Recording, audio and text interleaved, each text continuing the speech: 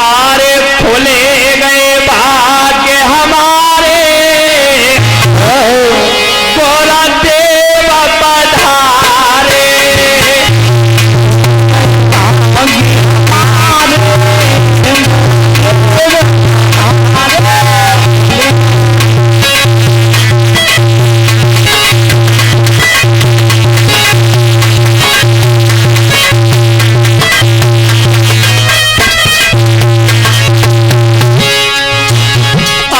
खोले गए भाग्य हमारे, गोरा देव पधारे।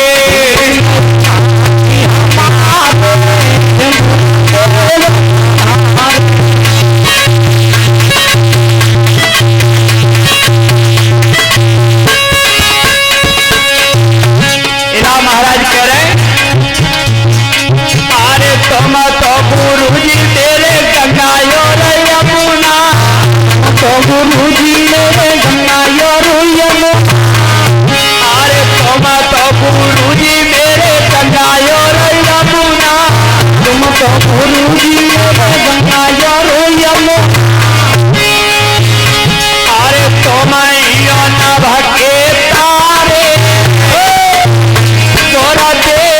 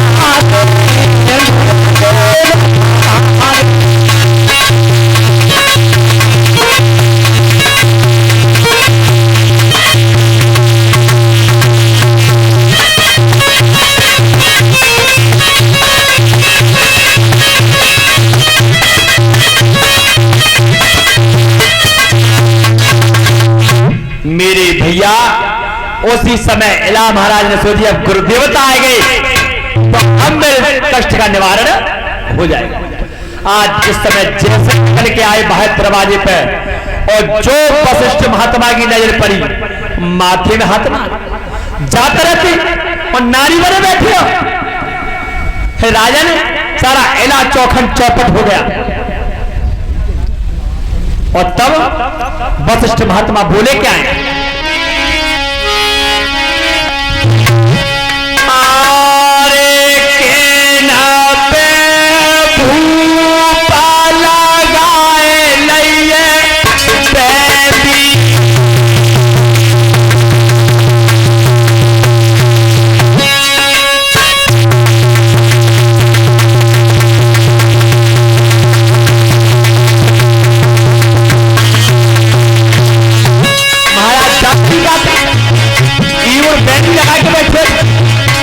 राज सारा चौपट हो गया और तब वशिष्ठ महात्मा कह रहे इला महाराज से, अरे किन पे धूप लगाए नैये पैंगी और दो हाथ न पे न जाए नैये मेहंदी।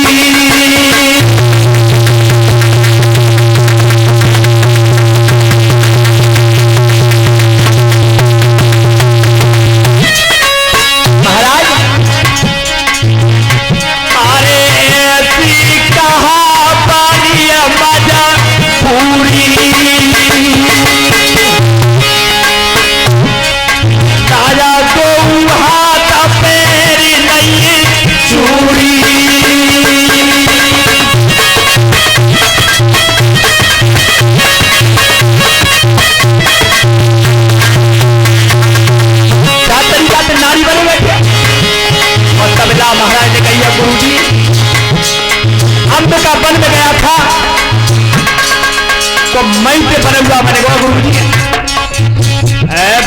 महात्मा की बेटा तो वन को तो शिव जी का श्राप लगा हुआ है।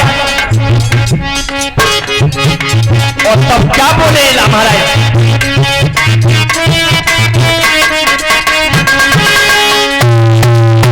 अरे बाबा मेरी है रही है बहुत खुआरी,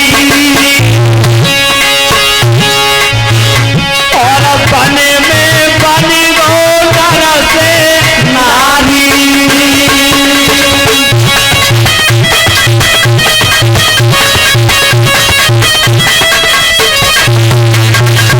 गुरुदेवता अंधकार में कदम रखा था तो मंच बना हुआ बनेगा। वशिष्ठ महात्मा की बेटा चिंता मत करो, चलो त्याग को इलाज करवाएंगे। जब नारी बन गई तब कहिए ना महाराज को, गुरुजी मैं रूपते नारी ना हूं, शरीर तो नारी बनेगा और एक बीमारी और है। और तब बोले क्या ना महाराज, ऐसे महाराज अरे भारी अनारथ गुरु भयो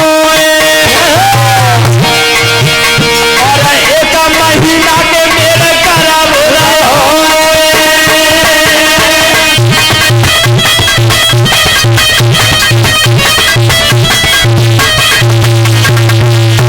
वशिष्ठ महात्मा हाथ मारो कि बेटा जिंदा हो, तुम्हारे की बेटा चिंता मत करो, चलो क्या को इलाज करवा के। अब जब बीमारी को इलाज नहीं होगा जहां तुझे लगी का है, तो वशिष्ठ महात्मा इला महाराज को भोले बाबा के पास लेके गए। तब कहिए प्रभु सारी राजधानी चौपट हो गई और ये नारी बन गए, प्रभु कैसे निवारण करते। भोले बाबा ने कहा वशिष्ठ महात्मा मैंने एक ही बार कह दिया था कि जो भी बन के अंदर जाएगा वो नारी हो जाएगा, मैं कुछ नहीं कर सकता। तो पार्वती मैया ने कही सुनो वशिष्ठ महात्मा, मैं अपने पति के अर्धांगिनी हूं तो आधा काम तो मैं कर सकती हूं, मानी मैया तो मैं करते। तो आज बोली क्या पार्वती मैया,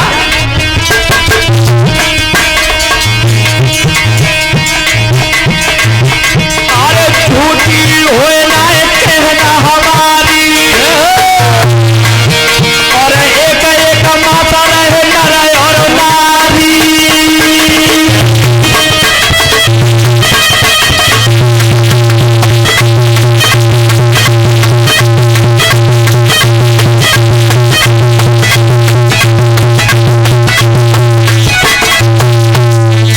मेरे श्रोता बंधुओं, उसी समय पार्वती मैया ने कहा कि एक काम तो मैं कर सकती हूं, एक महीना नर और एक महीना नारी, और एक महीना नर और एक महीना नारी।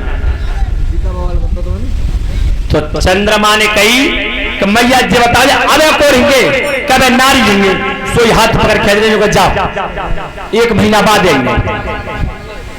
मेरे श्रोता बंधुओं,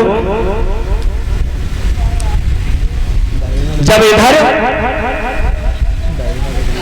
जब गर्म जब आया, जब 9 महीने पूरे हुए,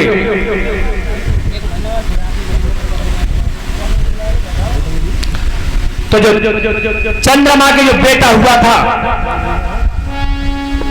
बुद्ध, और बुद्ध के जो इला महाराज जो थे गर्भ रहा है,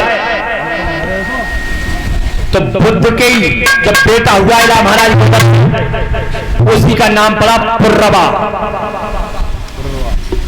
पुर्रवा के पुत्र हुए आयु, और आयु के पुत्र हुए राजा नहुस। राजा नहुस इतने बड़े प्रतापी राजा थे, राजन परीक्षित उन्होंने इंद्रासन को भी पा लिया था। जब इंद्रासन के इंद्र की गद्दी का मालिक बन गए थे राजा नहुस, लेकिन गिरे कहां के राजा नहुस। राजा नहुस ने यह मन में विचार किया, जब मैं इंद्र की गद्दी का मालिक बन सकता हूं तो इंद्र की घरवाली का मालिक नहीं, यही आके गिर गए। पत्र लिखा है राजा नहुस ने कि सूर्योदय होते ही सुबह में आऊंगा, तो सूर्योदय में जब मैं आऊं तो तुम मुझे अपने पति स्वीकार करो। तो इंद्र की घरवाली जो सची थी, और जिस समय पत्र उसके पास गया तो आज मूड पकड़ के बैठे। देखो परमात्मा, चलो जब तो धन गया कोई परेशानी नहीं, अब तो धर्म भी जा रहा है। जब बेचैन हुई है और तब गुरु बृहस्पति को बुलवाया है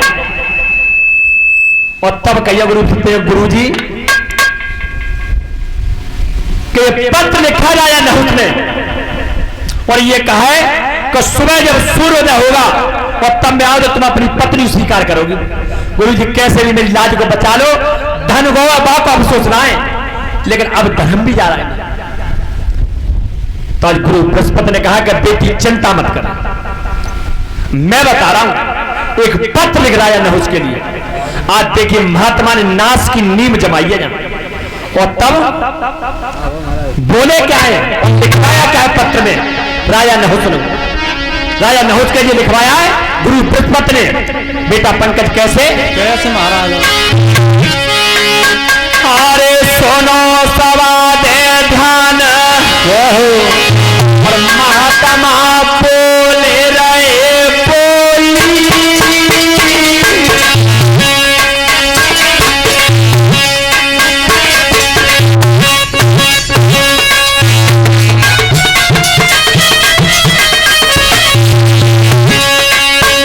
आज पत्र लिख रही है सची राजा नहुष के लिए।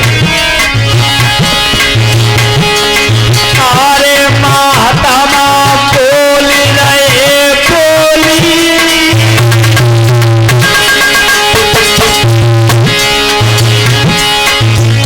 जब भूप हो सवार महात्मा धरना भी डोली, जब भूप हो सवार महात्मा धरना भी डोली,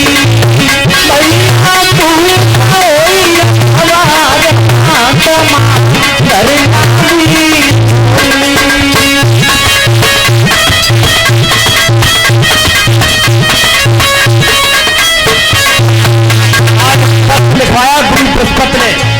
देखो नाश की नींव जमाई है यहाँ। तो राजा अगर जिस टोली में बैठ के आए तो उस टोली में महात्मा उस टोली को अपने कंधे पर चलाएंगे। और जब पाती देखी, अरे पाती राजा झंगैयाई,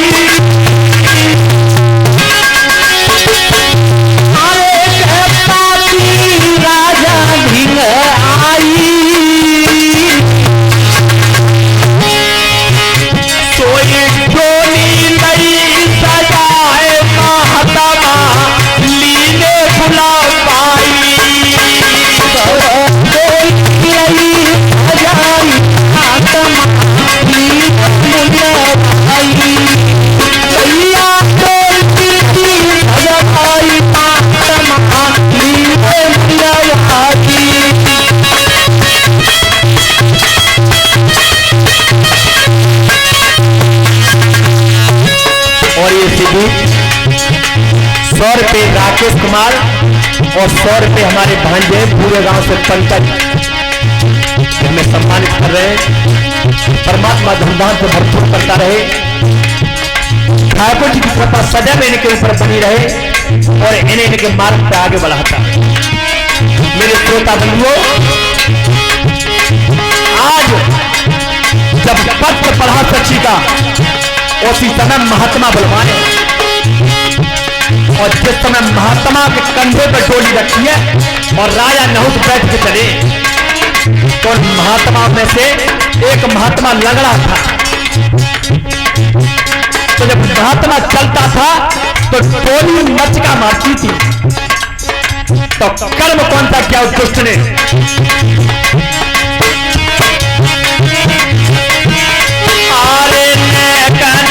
करी आवाज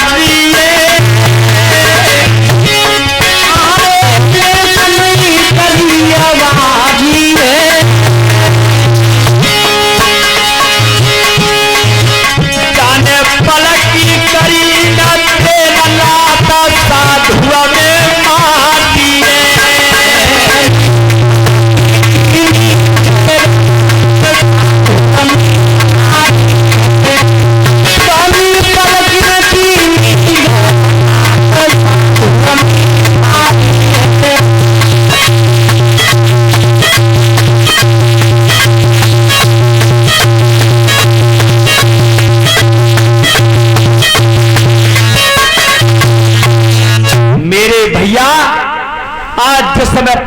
लिख के भेजा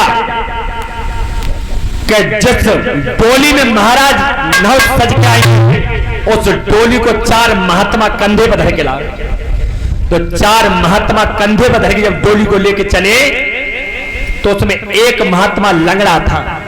तो जिस समय वो चलता था तो डोली मचकती थी। तो आज क्रोध में आकर राजा नहुष ने संत में लात मारी है। देखो हालत क्या होगी जिस दुष्ट ने संत में लात मारी है। तब संत ने श्राप दिया राजा नहुष को, कैसे बेटा, माने कितना अच्छा हो रहा है तू नारी के चक्कर में, संत का अपमान किया तू। और तब महात्मा बोले क्या है, अरे मेरो बचन ना झूठो जाएगा,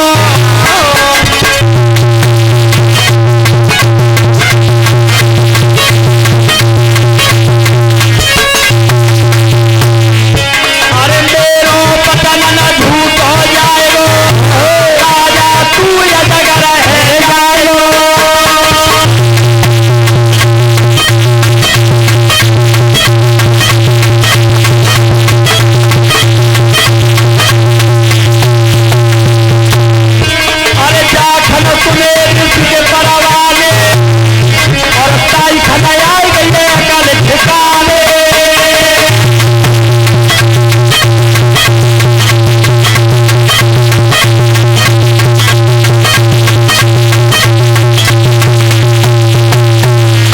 मेरे भैया आज जिस समय महात्मा में लात मारी राजा नहुष ने, तो राजा नहुष से महात्मा ने श्राप लगाया कि हे राजन, एक नारी के चक्कर में अंधे होके और तूने संत का अपमान किया है, तो जा तू अजगर हो जा, सर्प योनि में जाएगा। उसी समय तब राजा नहुष हाथ जोड़े संत महात्मा से कहने को, महाराज गलती तो मुझसे हो गई और श्राप भी आपने लगा दिया, लेकिन मैं इस योनि में रहूंगा कब तक। तब आए संत महात्माओं ने, हे राजन, जब वो त्रेता के बाद द्वापर आएगा और द्वापर के अंत समय जब आएगा वहां पर यक्ष और युधिष्ठिर संवाद होगा। तो यक्ष देवता प्रश्न करेंगे और धर्मराज जवाब देंगे उनका। वो वाणी जब तेरे कानों में जाएगी तब पुनः तू सर्प योनि को त्याग के तब मनुष्य योनि में आएगा। बोलिए भक्तवत्सल भगवान की।